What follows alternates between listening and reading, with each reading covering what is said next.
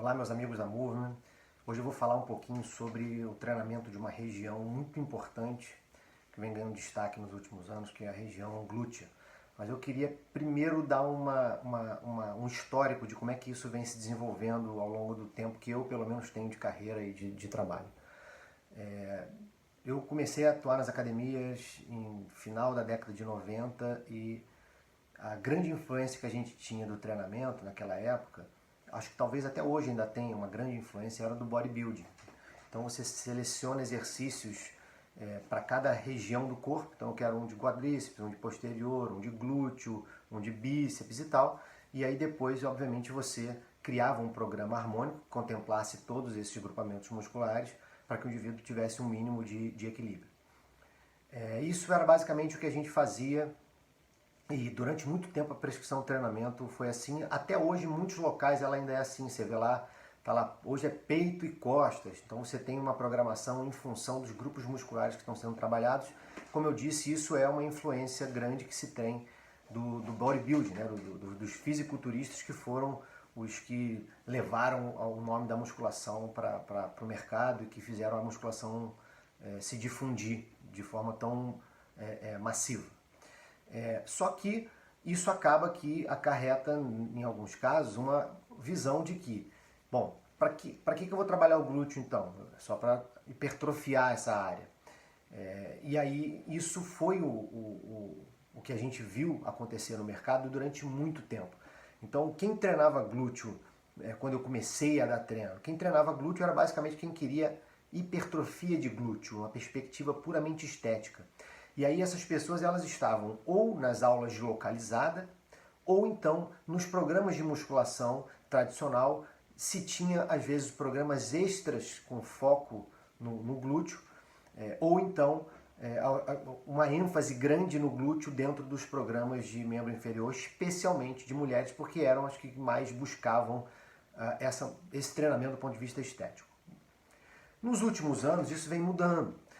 Começaram a surgir muitas evidências da importância do trabalho de glúteo, e isso veio muito a partir da perspectiva do treinamento funcional. Eu vou citar alguns exemplos aqui para vocês entenderem como isso modificou a abordagem que a gente tem e a forma como a gente entende o treinamento dessa área. Uma das primeiras pessoas a falar muito sobre isso foi o Stuart McGill, que é um pesquisador canadense na área de coluna lombar, e o que ele dizia era que, dentre diversos fatores, um dos fatores que poderia ajudar a explicar uma série de pessoas que desenvolviam lombalgia era o que ele chamou de amnésia glútea.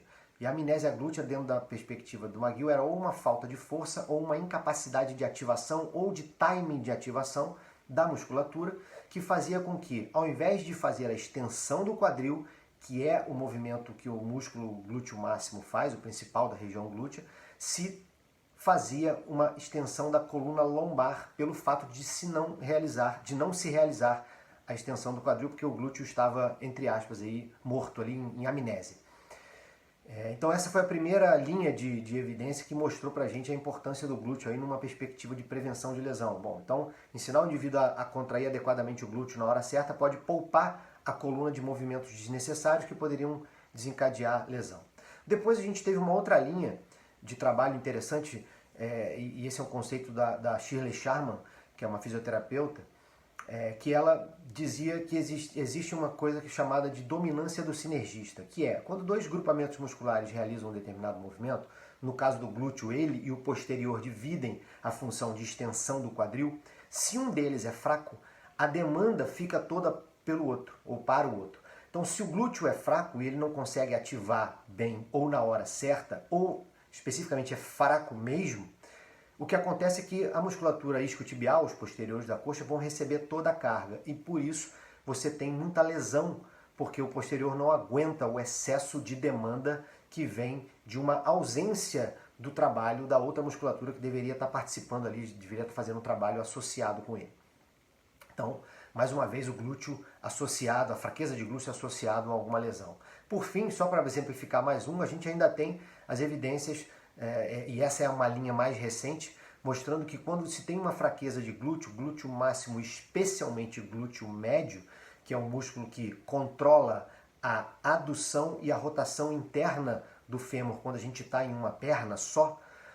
Quando eu tenho essa musculatura fraca, então esse movimento não consegue ser contido e aí eu tenho o que a gente conhece como valgo dinâmico, em movimentos como simplesmente correr, agachar ou saltar. A presença desse valgo dinâmico em exercícios com sobrecarga, seja ela de carga de intensidade, seja por quantidade, volume, que é o que acontece com o indivíduo que corre, ela pode desencadear uma série de problemas, dentre eles a dor anterior do joelho, ou a síndrome patelofemoral, síndrome de trato iliotibial, dentre outros. Então, olha a quantidade de implicações que a gente tem de um trabalho bem adequado de quadril, podendo ajudar no tratamento, se a pessoa já tiver tido algum tipo de problema, ou prevenir lesões que possam decorrer de um mau funcionamento do organismo, do ponto de vista de movimento, porque um músculo não está atendendo aquilo que se espera dele.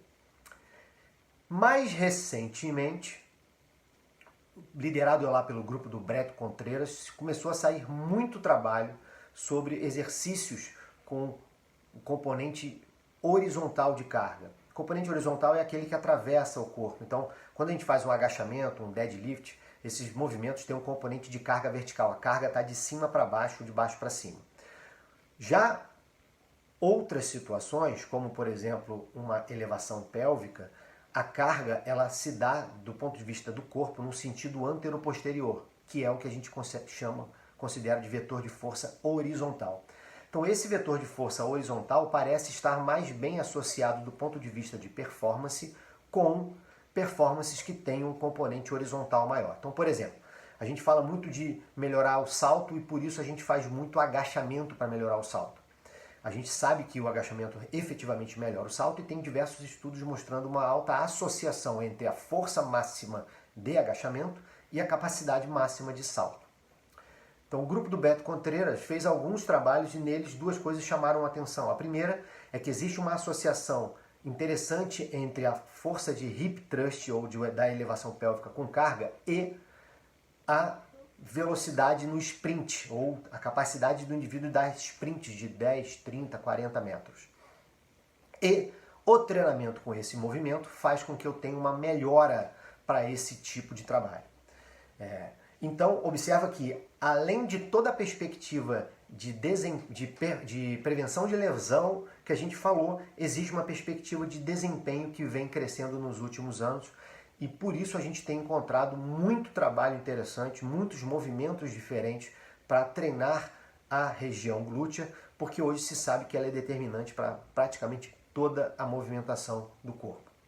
Pensando em toda essa história, a gente criou um curso na Movement que é para trabalhar especificamente esse conceito, elucidar bem como que uma fraqueza de glúteo pode estar atrapalhando o indivíduo em diversas situações e a partir daí a gente construiu um entendimento de qual é a melhor forma de treiná-lo, seja numa perspectiva de lesão, então o que eu preciso fazer, como é que eu seleciono o movimento, para qual tipo de condição, para esse movimento, para o outro, como é que eu seleciono os exercícios, para uma perspectiva de desempenho e, obviamente, que a gente não pode deixar de lado também para uma perspectiva de estética, de hipertrofia, que pode ser o motivo de algumas pessoas ainda procurarem. A questão é que isso não é somente restrito à perspectiva estética, é muito mais amplo do que isso.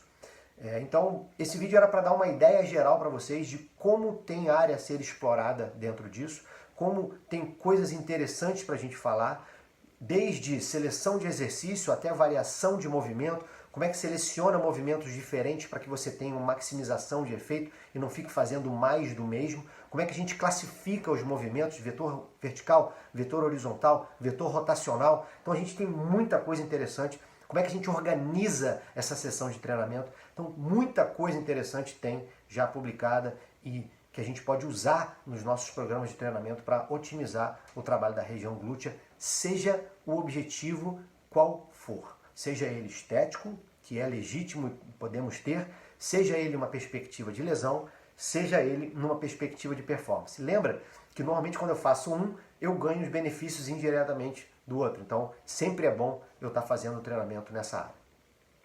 Gente, era isso. Eu queria dar uma ideia geral de como é que anda isso e como é que a gente tem que enxergar. Espero que vocês tenham entendido um pouco do vídeo e se você se interessar, faça o nosso curso, vai ser no dia 28 desse mês, dia 28 de maio, às 19 horas, comigo, especificamente comigo, todo online, ao vivo, e a gente lá vai estar falando de muita coisa interessante, algumas que eu dei uma préviazinha aqui, a gente vai expandir muito esse conhecimento no dia, ok? Espero que tenham gostado do vídeo, beijão a todos e até a próxima.